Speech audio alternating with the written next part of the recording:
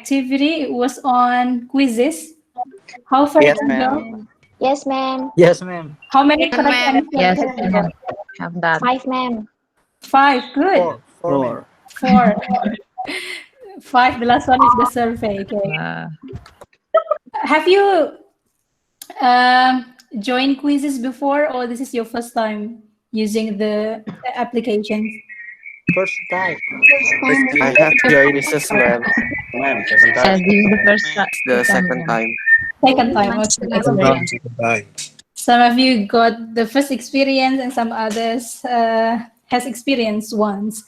Okay, well, let me present the presentations as it is detailed in your LMS. That today we're going to discuss about the syllabus and ESP syllabus and its instruments. Wait a minute.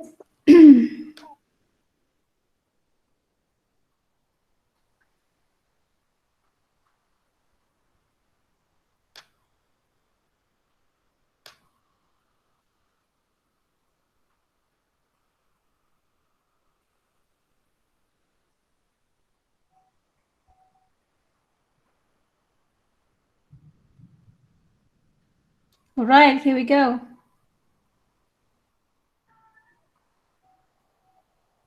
Oh, okay. Wait a minute.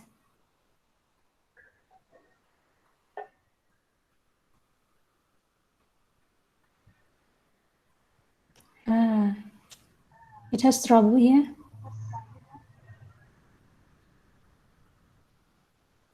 Right. Okay, so here is our discussion. It's about ESP Vocational English, ESP or Vocational English syllabus.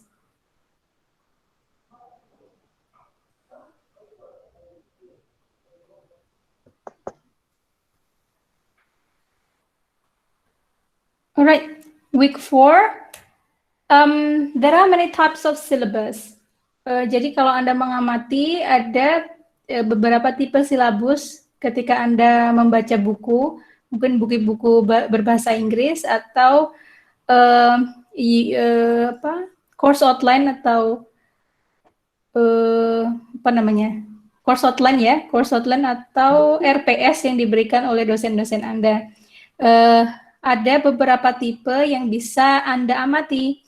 So, for instance here, the first one is grammar and or vocabulary or phonology. The syllabus type is structural. Jadi fokusnya lebih kepada structure, penekanan pada aspek gramatika. Misalkan, so in structural type of syllabus, we detail about the grammatical or lexical. Lexical itu terkait dengan lexic.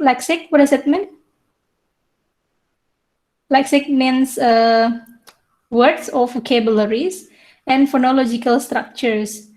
And it is sequenced from easy to difficult, frequent to less frequent. Apa maksudnya? Jadi ordernya misalkan meeting 1, meeting 2, meeting 3 itu berdasarkan level of difficulties. Then it is sequenced from easy to difficult. Begitu. And then the next one, the second type of syllabus is called competency-based syllabus. So di organisasi kalau menggunakan tipe silabus ini, organisasi pembelajarannya atau silabusnya berdasarkan apa? Identifying essential skills, knowledge, and attitudes required for effective performance of tasks and activities. Jadi berdasarkan kompetensi. Misalkan kompetensinya apa? Menulis, misalkan ada di mata kuliah writing, misalkan writing, menulis building sentence, menulis kalimat dulu, and then menulis paragraf. Setelah menulis paragraf, baru menulis essay begitu. Jadi ada competency based. And then the next one is functional. Functional type of syllabus is organized around communicative functions such as requesting, complaining, suggesting, agreeing. Biasanya begitu ya. Biasanya ini di mata kuliah speaking struktur silabusnya berupa begini. Communicative function. Jadi function atau kita sering dengar short functional text, mungkin begitu ya. Jadi berdasarkan fungsinya, apakah untuk requesting, complaining, suggesting, agreeing, dan sebagainya. Selanjutnya, situational types of syllabus. Berdasarkan situasi, dari namanya kita bisa tebak bahwasanya silabusnya itu disusun berdasarkan situasinya. Misalkan, this syllabus is organized around language needed for different situations. For example, at the airport, at a hotel. Jadi nanti berdasarkan situasi di mana bahasa itu akan digunakan. Dan ini cocok untuk silabus ISP mungkin ya. Kalau ISP kan berkaitan dengan situations atau konteks di mana bahasa itu akan digunakan. Misalkan mengajar mahasiswa perbankan mungkin atau bisnis, mungkin bisnis akan sering travel, jadi konteks atau situasi yang bisa diajarkan seperti airport atau hotel gitu. The next one. Selanjutnya adalah topical. Topical itu berarti berdasarkan topik atau tema. Topics or themes such as health, food, clothing, and so on, for according to usefulness, frequency with which students will come across them. Jadi ini juga cocok untuk ISP, misalkan Anda masih ingat buku ISP Anda. Dulu diorganisirnya atau struktur silabus pembelajarannya untuk ISP kan berdasarkan topik ya. Misalkan Anda di bahasa, sepertinya buku Anda yang warna putih itu ya, English for Language Learners. Kalau tidak salah pakai itu dulu. Topiknya bisa jadi bervariasi tentang pembelajaran bahasa begitu ya. Kalau misalkan di jurusan lain itu bisa jadi berbeda sesuai dengan topik yang ada di jurusan mereka. Dan topik itu disesuaikan dengan kurikulum di jurusan. Oh, biasanya kalau misalkan fishery yang diajarkan apa? Misalkan jenis-jenis ikan gitu. Terus jenis-jenis makanan ikan gitu. Ya. Yeah. So topical is suitable to be applied in ESP design. Kemudian selanjutnya adalah skill-based. Skill-based ini fokusnya pada skill, tapi skillnya bukan skill yang speaking, reading, writing begitu, bukan, tapi lebih ke scanning, misalkan reading, kita ada scanning a reading passage, listening for keys, devising reading strategies, organized on basis of chronology or usefulness. Lebih genre of the text bisa, atau skill-skill yang kita butuhkan untuk reading, misalkan begitu. Atau yang terakhir itu berdasarkan task-based. Task-based itu berarti it is organized around tasks students will complete in the target language, an activity or goal using language to solve. Example, reading a map. Jadi tasknya berdasarkan berdasarkan aktivitas ya, berarti activity-based gitu, atau task-based lebih. Cocoknya kita menggunakan kata task-based, atau reading set of instructions gitu. Itu contoh-contoh dari tipe silabus. Nanti teman-teman bisa amati kalau membaca buku bahasa Inggris, oh ini diorganisasi sesuai silabus yang tipe mana ya gitu. Lalu untuk need analysis, what do ESP or vocational students need English for? Misalkan kita analisa dulu. Kalau untuk industri atau pekerjaan, workforce, bisa jadi yang kita gunakan adalah situational. Seperti tadi, airport, market, hotel, begitu. Sesuai dengan setting di mana bahasa itu digunakan. Kalau misalkan untuk tujuan belajar bahasanya untuk furthering academic, misalkan to study abroad atau to get scholarship, mungkin silabusnya bisa ditentukan sesuai dengan topical. Tipe yang topical berarti seperti technology, food, fashion, dan sebagainya. Itu fungsi, teman-teman paham ya kaitannya materi silabus tadi dengan materi kita yang kemarin, yaitu tentang need analysis, dan keduanya saling berhubungan karena fungsi dari need analysis salah satunya to design a course gitu. Jadi kita perlu tahu itu akan berimbas pada bagaimana kita akan menjalankan need analysis itu, yaitu yang dinamakan dengan instruments. So I'm going to display some instruments that you can have a look on it. So untuk law students, untuk mahasiswa hukum, mungkin Anda bisa membuat kuesioner yang seperti ini. Ini kuesioner dari mahasiswa yang mengambil mata kuliah TVE dulu. Begini, jadi grup ini membuat kuesioner seperti ini. Materinya ya. Ini format kuesioner begini, Anda bisa amati materi berbicara dalam situasi persidangan, berbicara dengan klien, bertanya dan menjawab telepon klien, berbicara dalam situasi sehari-hari, lalu berbicara dalam situasi nyata secara profesional, berbicara dalam situasi seminar, berbicara dengan native speaker. Kalau Anda lihat, baca secara sekilas materi ini, berarti silabus yang akan didesain kira-kira sesuai dengan ini apa?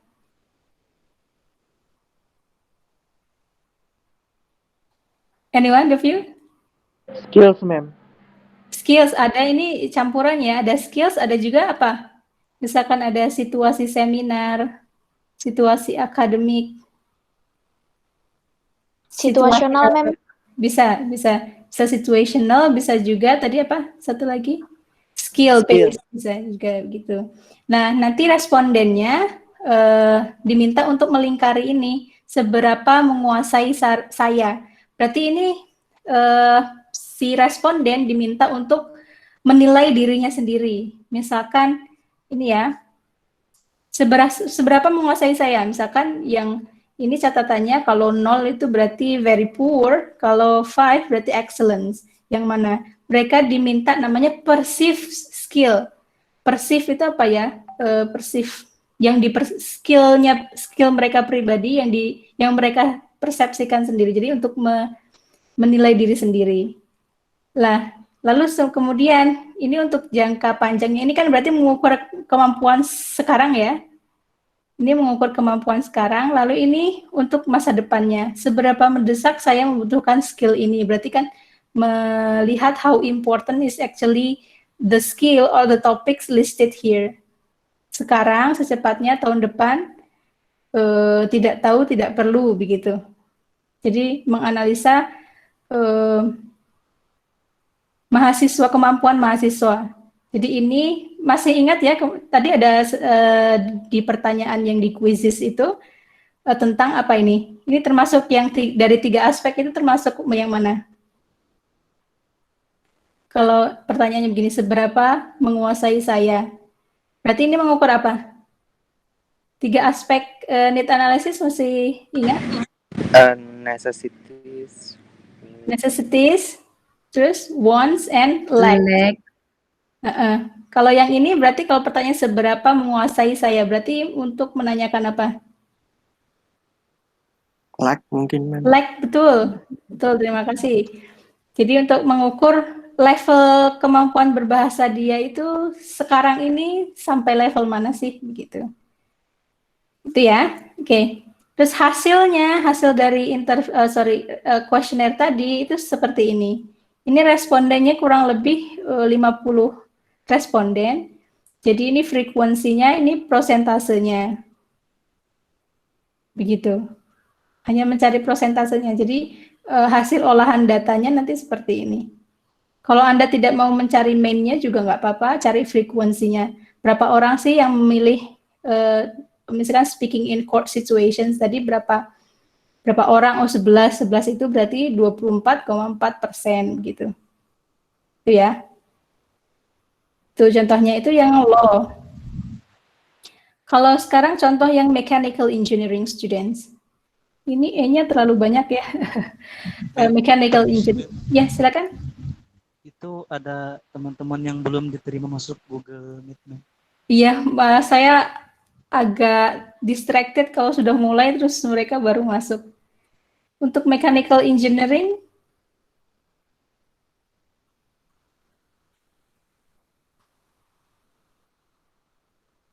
oke. Oke, untuk mechanical engineering berikut contohnya. Misalkan ini masih ada yang mau masuk lagi. Nanti saja ya. So ini contoh kuesioner yang mechanical engineering. The importance of each for basic skills, for basic English skill. Jadi mahasiswa atau responden diminta untuk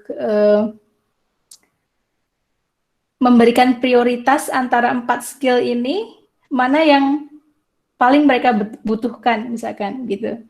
Jadi ini very important, important, unimportant, very unimportant, misalkan begitu. Jadi dari sini kelihatan yang paling tinggi yang mana? Skill mana? Speaking, Mem. Speaking ya. Speaking yang paling penting. Hanya mengukur itu. Jadi di jurusan mechanical engineering itu skill apa sih sebenarnya yang paling dibutuhkan gitu. Hanya mencari. Jadi kalau Anda membayangkan kuesionernya simpel sekali ya. Among these 4 skills, which one is the most important? Gitu kan. Jadi ini simpel sekali. Tapi ini didetailkan, di breakdown lagi. Sub skill listening, mendengarkan pertanyaan dari manajer asing, instruksi dari manajer asing, mendengarkan diskusi dalam meeting conference. Itu setiap skill di breakdown lagi, kira-kira skill listening, kemampuan apa saja yang harus dikuasai, misalkan begitu. Itu, ini misalkan, ini sub skill dari speaking. Bertanya dan menjawab materi tentang geometrical shapes, presentasi sebuah produk, begitu. Kalau Anda mau mencari ini saja, juga nggak apa-apa. Ya, hanya mencari skill apa sih sebenarnya yang paling mereka ingin pelajari, begitu. Itu, selanjutnya nursing students. Sama desainnya kurang lebih. Ini dari jurnal yang Anda baca yang kemarin, mungkin ada yang baca tentang nursing, ESP for nursing. Instrumen yang digunakan, kuesionernya bentuknya seperti ini. Student strength and weaknesses toward English proficiency. Kan ini sudah mencakup 2 aspek yang dari 3 tadi ya, aspek need analysis, tentang strength sama weakness-nya. Yang pertama, grammar, vocabulary, pronunciation, speaking, listening, reading, writing. Jadi 4 skill ditambahi grammar, vocabulary, sama pronunciations. Ini yang dicari. Atau language skill sama seperti tadi. Ini lebih kalau yang tabel 3, the language skills that nurse need most in their job. Jadi ini ke depan kira-kira mereka memprediksi mana sih yang lebih dipakai. Ternyata speaking gitu ya yang paling tinggi. Kalau yang tadi apa? Mencari strength and weakness-nya. Ya. Tentang kekuatan dan kelemahannya. Yang terakhir adalah situation. Nah, ini tadi situations. Situation where nursing student use English most. Educating patients, explaining drug instruction, telephone calls, giving advice, giving instructions, begitu. Okay. Anything to discuss? Ada Mem, yang saya mau tanya. Silakan.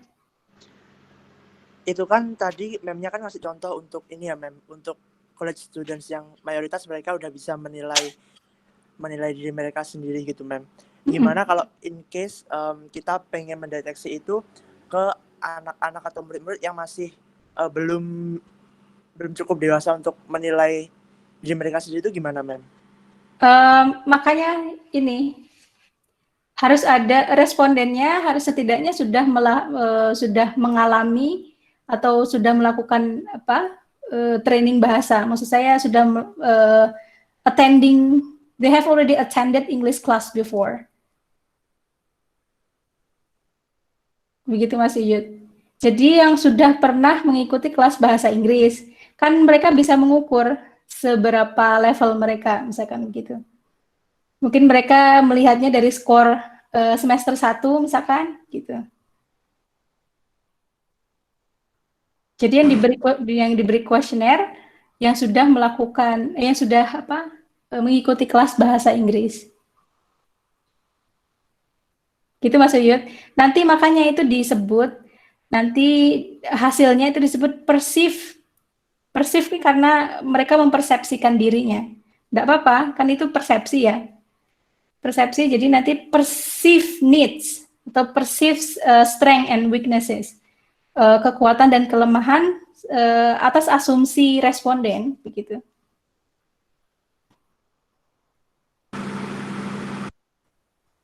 Itu ya, memang kuesioner kan memang tidak ada exact answers karena kuesioner itu kan mengukur diri sendiri ya. Gitu. Kalau mau mengukur, you want to get the exact numbers, skornya berapa itu berarti dilakukan dengan testing. Kalau testing kan dilakukan harus mengumpulkan responden dalam satu waktu, kemudian dites begitu ya, baru kita tahu level of weakness-nya itu di range berapa sih, itu kalau tes. Kalau kuesioner memang fungsinya kan itu, mengukur perceive needs atau perceive weakness or strengths gitu. Namanya juga persepsi. Ada penelitiannya yang ingin meneliti tentang persepsi? Ya nanti itu salah satu fungsinya kuesioner. Hanya mencari persepsi dari siswa.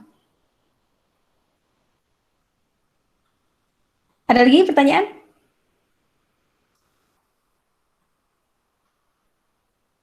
Are you wondering what to do next? Yes, okay.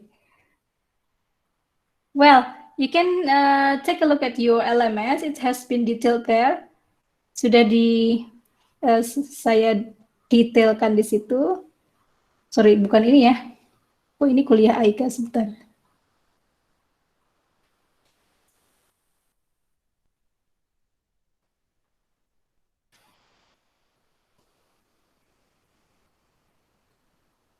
Di week 4 Anda bisa melihat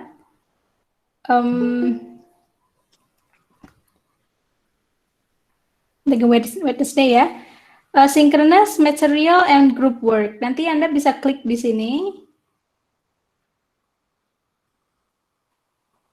Nah, sekarang setelah synchronous Anda akan memilih grupnya, dipilih sendiri saja, enggak apa-apa ya? What do you think? Iya, Mem, nggak apa-apa. Yes, Okay, ma'am. good. Iya, Mem, sendiri aja. Good. Nggak apa-apa, Mem. Okay, so you will choose your own group, and then you are going to discuss about these things. Jadi ini kan mata kuliah, jadi setiap durasi pengerjaannya sampai selesai mata kuliah ya. Jadi memang desain ini sudah didesain untuk 1 kali meeting. Jadi kalau ada pertanyaan seperti pekan kemarin, ini deadline-nya kapan begitu? Ya hari ini, diselesaikan hari ini kalau bisa. Kalau nggak diselesaikan hari ini, takutnya nanti menumpuk dengan mata kuliah lain begitu. Itu akan merepotkan Anda sendiri. Apa yang harus dilakukan? Write down your group members, 5 students. 5 kalau toh memang tidak bisa 5, 4 boleh. And also the target learners that you are projecting for the survey. Kita masih mendesain ya, masih belum melakukan survei, kita mendesain instrumennya dulu. Silakan grupnya nanti ditulis di sini saja. Ini adalah Google Docs, Google Documents. So then everyone can edit on this. Ya, jadi tidak perlu bertanya lagi submission-nya di mana, Mem? Tidak perlu. Anda langsung tulis di sini. Everyone can write anything here, right? Oke, members-nya siapa saja? Silakan didiskusikan, target learners-nya mau siapa? Mau jurusan apa? Karena ISP ya, mau jurusan apa? Begitu, target learners-nya jurusan apa, fakultas apa? Lalu reason of choosing the target learners. Kenapa Anda kenapa Anda memilih itu? Kalau saya sarankan sesuai yang tadi saya isikan di survei quizzes tadi, yang pertanyaan nomor 5, itu saya pilih fakultas yang applied. Artinya ada apa ya? Kan ada fakultas-fakultas memang dia applied ya. Ada yang fakultas memang seperti beberapa fakultas kan teori, sekedar penjabaran teori. Nah, kalau yang misalkan bisnis, lalu engineering, lalu nursing itu sudah applied begitu. Jadi kalau SMK-nya tuh sekolah vokasi begitu. Gitu ya. Lalu number of respondents. Number of respondents silakan didiskusikan, tapi saya minta minimal 1 orang bisa sebar kuesioner ke ini kan masih dalam rangka belajar, jadi tidak perlu banyak-banyak. Kalau setiap mahasiswa 10, keberatan tidak? What do you think, guys? Is it hard for you to find 10 respondents? Iya, Mem. Kalau 10 kebanyakannya. 10 kebanyakan. 5 mungkin. 5 ya, oke. Jadi 1 mahasiswa 5. Berarti 1 kelompok setidaknya akan ada 25 respondents, begitu. Ya, akan ada 25 respondents. Saya kira ini tahap belajar. Nanti setelah ini Anda mendesain dulu. Lalu questionnaire design, silakan juga didiskusikan. Mau kuesionernya, mau mencari apanya, atau seperti yang tadi, Anda apakah ingin mencari sekedar skill mana yang paling dibutuhkan, begitu juga boleh, atau mencari strength sama weakness-nya mereka dalam hal berbahasa Inggris, seperti tadi, yang terakhir punya nursing tadi, dalam hal grammar, pronunciations, dan sebagainya. Dibuat simple saja, yang penting pembuatan kuesionernya terstruktur dan itu mudah bagi Anda bagi Anda yang mendesain dan mudah bagi calon responden nanti. Begitu ya? Any questions? Baik, Mem. Okay, good. Saya kira kalau diskusinya dilakukan dengan serius akan cepat, tidak sampai jam 3 sepertinya. Anda juga bisa boleh mengadaptasi dari jurnal-jurnal, misalkan Anda nanti ke Google Scholar ya, saya tunjukkan, Google Scholar, atau Google Cendekia, begitu. Anda cari aja, misalkan, need analysis, ini saya sudah pernah cari, need analysis in ESP. Anda cari saja, nanti lihat, jadi membaca jurnal Anda tidak perlu membaca the whole things. You just need to come into the instruments. Instrumennya seperti apa? Nanti Anda bisa adaptasi ke calon kuesioner Anda. Tentu nanti next meeting akan ada presentasi, setiap kelompok akan ada presentasi one-on-one consultation. Saya akan bertanya beberapa hal terkait kenapa kok dipilih desain kuesioner seperti itu. Terus apa yang ingin dicari misalkan, gitu ya. Gitu.